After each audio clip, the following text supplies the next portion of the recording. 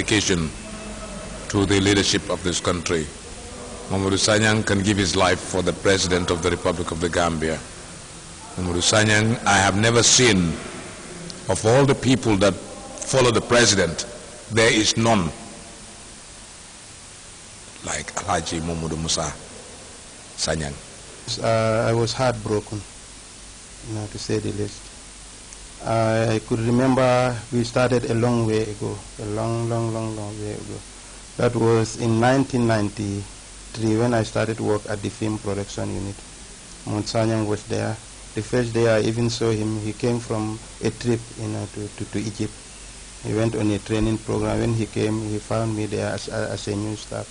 That when he realized that I was Ture and he is Sanyang, that was where the joking relationship started. And from then on, it became more of an intimate affair. And we've really lost a fatherly figure, somebody who has guided us through the profession for the good number of years, for almost 2 decades. I have been with him and I have learned a lot with him. He's the perfect example of a leader who leads, but at the same time follows. He comes to you for advice before he takes any decision. And that is the guy who really can thrive any nation. And then you are all living witness to, during his tenure of office, Grts has achieved many milestones, and it's indeed a sad news to the whole nation. We are sort of words to describe him as a father, as a colleague, and as a boss. Alhaji Modou Sanyang was of a true immense talent who left an undeniable and deep impression in the lives of his colleagues and friends. May his soul rest in perfect peace. Amen. It has indeed been a difficult day here for everyone connected with GRTS. May his gentle soul rest in eternal peace. Amen. And now to other news. Officials of the Department of Water Resources and partners are moving to build effective forces to combating climate change with the institution of an early warning system program. The move is designed to enhance local capacities against the perils of changing climatic conditions, floods, and natural calamities. Ibrahim Ajada has the rest of that story.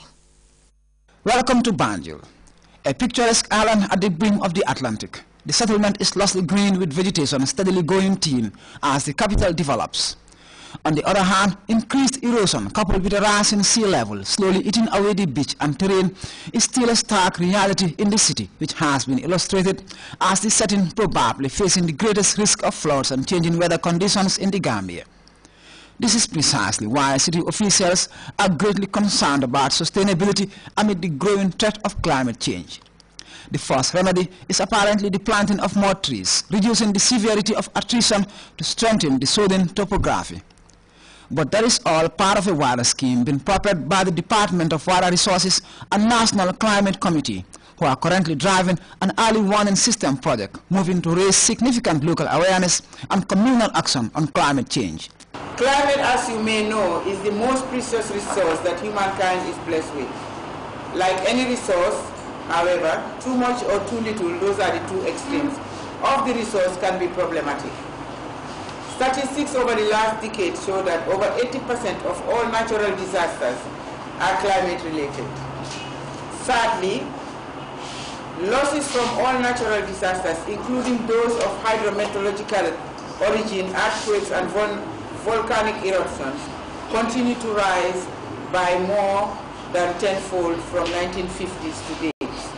This group of participants on the training include a vast list of women mobilizers, youth leaders and a range of community representatives and councillors expected to transmit every knowledge garnered here for onward diffusion as officials seek to reverse local attitudes towards the environment in their quest to mainstream climate change in every sector. This initiative is part of the first NAPA project, which is strengthening the Gambia's early warning system. And the capacity building initiative is to raise the awareness of the citizens of Banjul on the impacts of climate change on Banjul as a city, so that they can take measures that would ameliorate the impacts. We all know that over the years we have had a lot of flooding in the city. We have drainages that are being blocked, so what the people need to do is to be aware of those dangers and try to ensure that they don't put waste into the drainage. Climate change may be an off-putting global reality, yet increased sanitation and attention to the environment joins a host of means which greatly aid to mitigate the effects of global warming. At the City Hall, discussion stretched out to a range of issues needing urgent solutions in Banjul. Everything from the efficiency of refuse collection, indiscriminate littering of gutters and waterways, the perilous fumes of century-old cars, the cutting of trees, even the proper upkeep of swamps which outline the city's periphery got a slice of deliberations. Not all members of the community can be there, but the major stakeholders are represented or we are represented, and the information that they learn or the information that they gain from the work will be transmitted to the members of the community. So I think it is very, very timely, and now you have seen Banjul every year it's flooded, not by virtue of natural causes, but also there are some others that are man-made, man-made causes, and the people themselves can really mitigate those factors.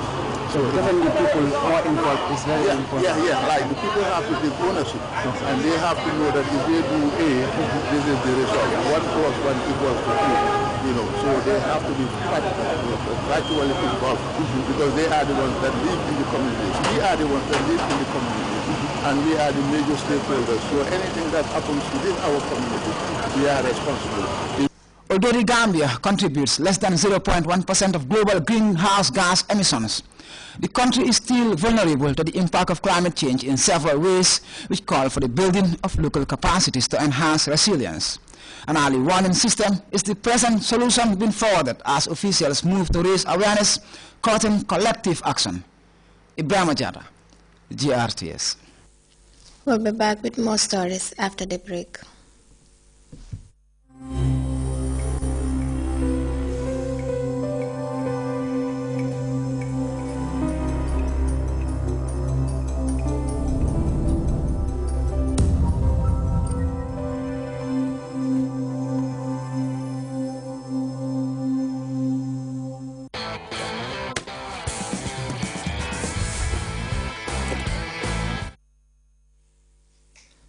Welcome back. Scores of people are reported dead after a boat capsized off the port of Bissau. The boat was carrying over 100 passengers when it ran into trouble. A number of other passengers, majority of whom are students returning from Christmas holidays, are reported missing. A leading Ivorian Bambaran reggae singer, Tekin Jah Fakoly, has released a single calling for the people of Mali to rise up and reclaim the country from what he called aggressors. We have details of that story and others in this roundup. At least 24 people were killed, with 9 others reported missing when a shuttle boat sank near the port of Bissau, the capital of Guinea-Bissau. The shuttle boat sank on Friday because of high seas and also because it was overloaded. Some 100 people were on board. Most were school children returning home in the Bijagos archipel for the Christmas holidays. Tekin Jah Fakoly, the famous singer from Côte d'Ivoire, has launched a call to mobilize for Mali. He did a song in the Malian Bambara language. We must rise up or Mali will be taken from us. It is a song of love for a country that welcomed him with open arms 10 years ago.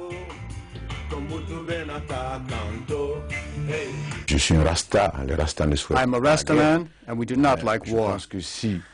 But if dialogue fails, we must do what has been done in the past. Throughout history, whenever dialogue has failed, and we don't like to hear this, weapons must be used. The single will hit the airwaves on December 31st and will be free for downloading. The only copy produced in CD format will be given to the President of Mali. The main opposition party in Ghana, the NPP, and its candidate Nana Akufo-Addo have filed a complaint in the country's Supreme Court. They are contesting the victory by incumbent President John Dramani Mahama in the first round of the presidential election 3 weeks ago. The complaint states that some 1.3 million votes were fraudulent.